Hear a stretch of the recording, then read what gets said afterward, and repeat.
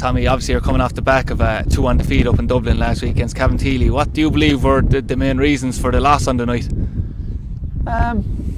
Well, look, they were better on the night. You know, we probably had the most possession, but you know, they took their chances. We didn't really. That was it. We were slightly off it. You know, I think lads looked a bit tired, a bit leggy. We had a few players carrying knocks that we played, and maybe we probably, you know, we took a risk on, and there was just a few lads off it, and we conceded 2 sloppy goals.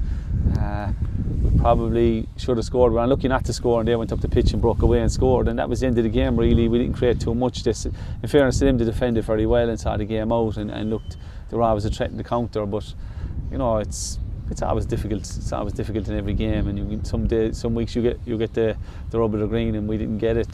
They finished out the game well and probably deserved a win for a finish.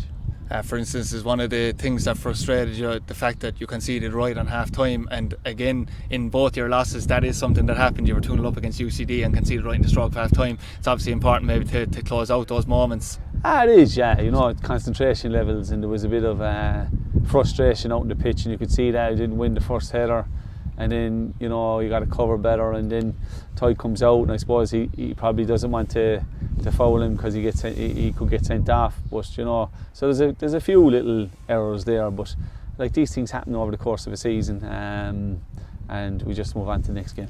You probably have been proved right to be cautious during interviews, Tommy, because on the night it shows you how tight the division is, and it is indicative of how tight the division is that you dropped in one set of results going against you from 4th to 7th place. I'm around the league a long time, Adrian. I'm rarely wrong.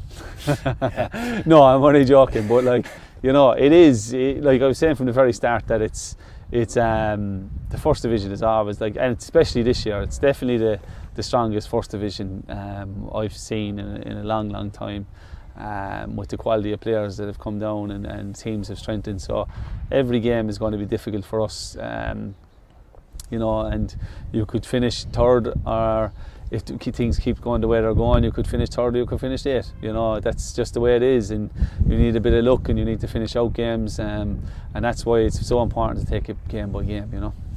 We mentioned a couple of weeks ago how you've had some very tough teams, reputable teams, playing against them away from home. Does it frustrate you that after the first round of games that you haven't picked up a victory away?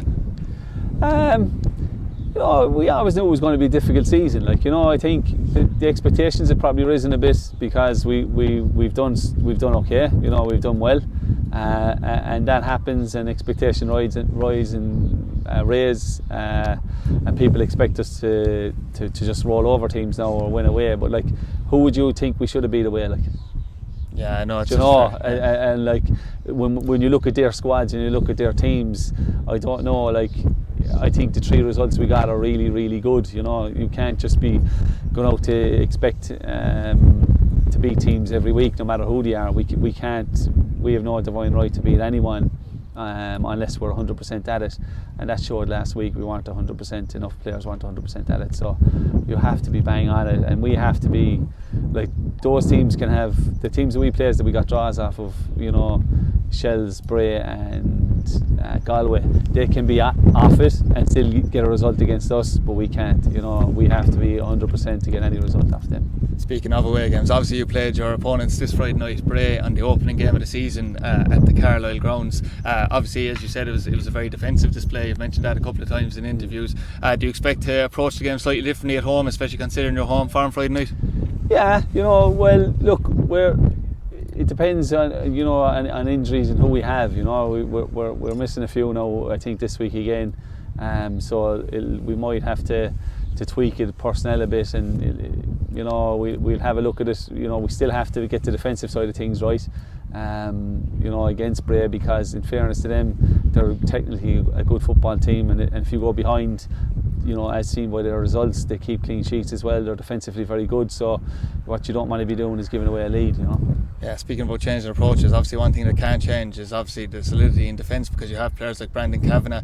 He's the top goal scorer, kind of like a Sean McSweeney player for you, for Bray, and obviously he'll have to be stifled on Friday night as well. Yeah, he's a good player. You know, we did quite well up on him in the first game, but you know, he was they were only getting going then as well, and it wasn't a great day the wind didn't help them. I didn't think it kind of played into our hands a bit. You know, the pitch will suit them, and the Markets Field would suit a player like himself. So, but you know, we have some good players as well, and we hope to do our best against them. Yeah, coming out of last week, you had obviously Sean McSweeney, Kieran Hanlon, and Clyde O'Connell all went off. They were carrying knocks into the game as well. Any updates on those players before Friday? Yeah, we think Reg should be okay. Clyde and Sean are doubtful. You know, I don't think we'll have Dean George back. Conor Melody won't be back. Mark Walsh won't be back. Aaron Fitz won't be back. Charlie is carrying a knock. He won't train tonight. We'll have a look at him Thursday. So yeah, we've a fair few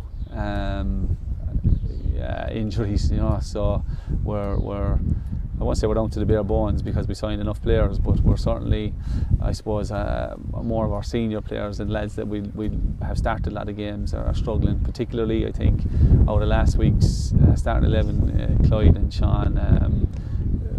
I think Clyde is definitely out, you know, and Sean is likely to be out as well. Joel Coustrain's obviously come back into proceedings. Tommy, he's actually looked quite lively when he's come off the bench twice. Is he pushing for a start on Friday?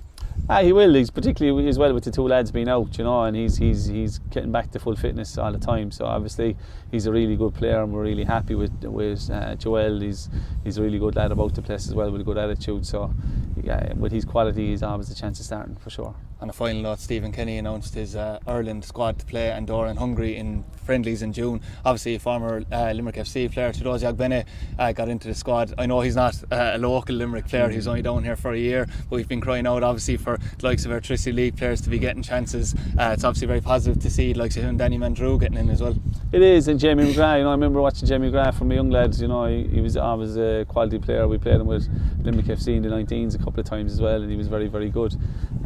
So the likes of having those League of Ireland boys getting their first caps, and Chidozi, I'm delighted for him. He's a great lad. You know, he's fantastic attitude. I was just saying to Colin earlier, he's worked really hard to get where he is, and he's a proper professional, and he's a gentleman off the pitch as well. So I'm delighted for him.